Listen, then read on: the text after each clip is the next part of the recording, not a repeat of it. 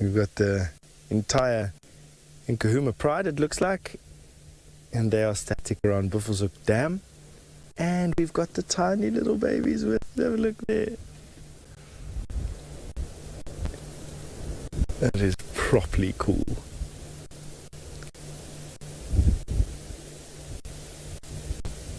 They still haven't eaten anything.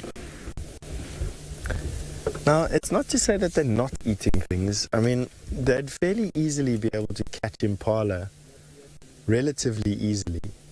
But a single impala won't go a long way to feed all of these hungry males. I mean, look at that male's tummy. That's a young male, I think. He's having a wee on his baby brother. Rude boy. And his tummy doesn't look that empty. Look at that, it's got a slight bulge to it. I think he has had something to eat, you know. I don't think much. Boom, down. The mom in the background, it doesn't look like they've had much to eat.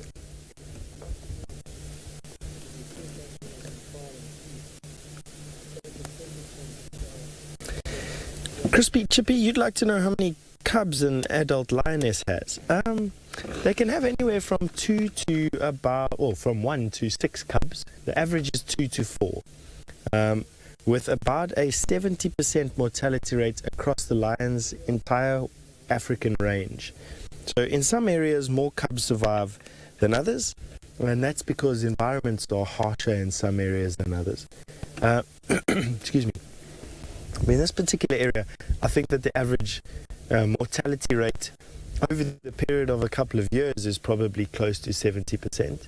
But on a year-to-year basis, I think is slightly lower than that. Now, what kills cubs? Generally speaking, starvation or disease will kill cubs. With adults picking their own survival over the survival of their cubs. And that's because lions can give birth relatively quickly after a catastrophe has befallen them. And obviously for the benefit of the species, this particular species, lions, will choose survival of the fittest over survival of their babies, which is unlike primates, who will almost always try and save their babies above all else. Oh, they are cute. Now, I definitely think they've eaten something. The key would be to go and have a look at this male's tummy. Sinak, you'd like to know how long lion cubs suckle for? Well, Sinak, they'd start to eat meat at about 8 weeks. They will still suckle, though, up until 9 months, and it's not uncommon for them to suckle up to 1.5 years. That's now male lion, obviously. And why I say the trick would be to see if they caught something, if his belly's full.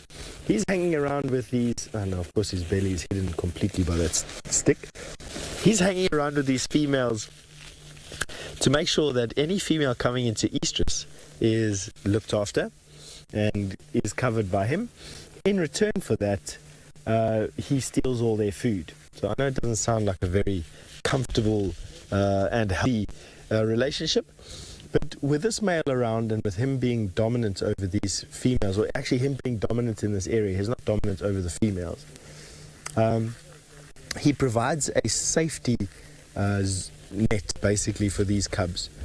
If other males were allowed to enter into this environment, they would kill the cubs, hoping to bring the females into estrus and then covering them and siring their own offspring and their own genes into this area. With him being here and him being kept fat and happy and fit and strong, the females basically pay for a bodyguard of epic proportions. Let's have a look at that with his mouth hanging open. This is a lion we call Tino, means tooth, or the toothed one. And as you can see, you'd think it would be quite romantic, but the toothed one just refers to whatever the hell's going on with his lip there. It looks like he's been stung by a swarm of 1,000 bees. A male lion have one of the hardest lives out there. Born into a harsh environment. They live a hard life. They die hard eventually. I don't know what's going on with his... Excuse Excuse me. I don't know what's going on with his lip. Definitely doesn't look comfortable.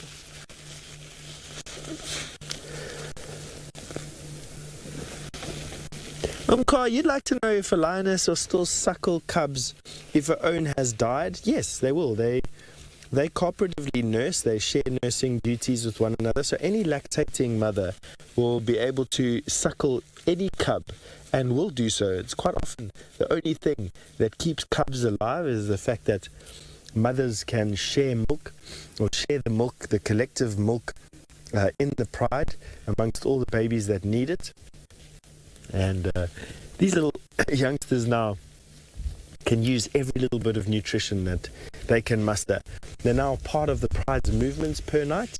And can you imagine in a season like this where pickings are rather slim this year, that they are needing to, can you imagine those short little legs having to run through the grass like they have to keep up with mom and aunties?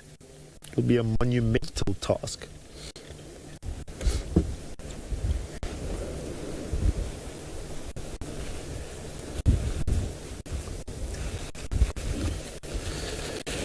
So James, you'd like to know if these cubs are moving full time with mom now?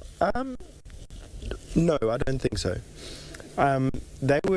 We found tracks of a lioness this morning, and very early heard lionesses roaring this morning. I think it was her.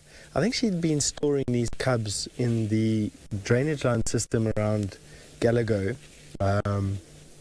which is close to our camp is, and about 2.5 miles or so from here. And I think what happened is the pride hunted far yesterday into Torchwood. They then were pushed by the Torchwood pride back onto Vuyatela, which is this portion of land where we are now. It's the name of it. And because this is the core of their territory, she came back to fetch the little ones and bring them to the safety of the pride late last night, early this morning. And it's just safer for these little ones here. And a 2-mile walk for these little babies is not too much of an effort now. So I think going forward, they're going to be spending more and more time with the adults and the rest of the pride. It's safer for them to do that. But to be honest with you, if the lions are going to need to move far, and I would imagine that in their current hunger state, they are going to need to move far, that they'd be left alone again. That's it. Let me just think about what I've just said. So in the dry season, lions tend to congregate around pans and dams. Them congregating around Buffelshoek Dam is a good idea. And you might find that they don't move from here and just start catching things that are coming down to drink. It's a very good lion tactic. In the dry season like this, animals need to drink and they come down to the pans to do so. And the hope is that they can ambush prey coming to do that. But there's so much water this year around here that I think the prey animals are very dispersed in this particular area. It's making picking slim for such a large pride.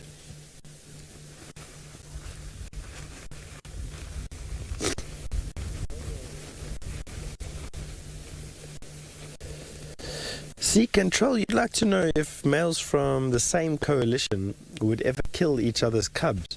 No, they wouldn't. And the reason for that is that the males in the same pride, the coalition males, are related to each other, and therefore their genes are part of the successful genes in that particular area. And even though they're not siring the cubs themselves, they would like their pride's genes in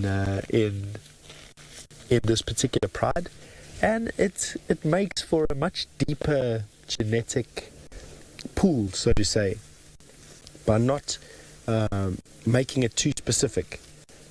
In other words, keep the pride's genes strong rather than an individual's genes strong. And in my opinion, at least anyway, you create a bit more of a robust nature.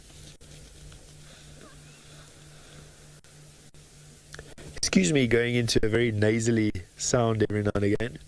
It feels like I've got foot and mouth disease with the amount of fluid falling out of my face at the moment. I do not suggest we zoom out. Thank you. Blow my nose a little bit if you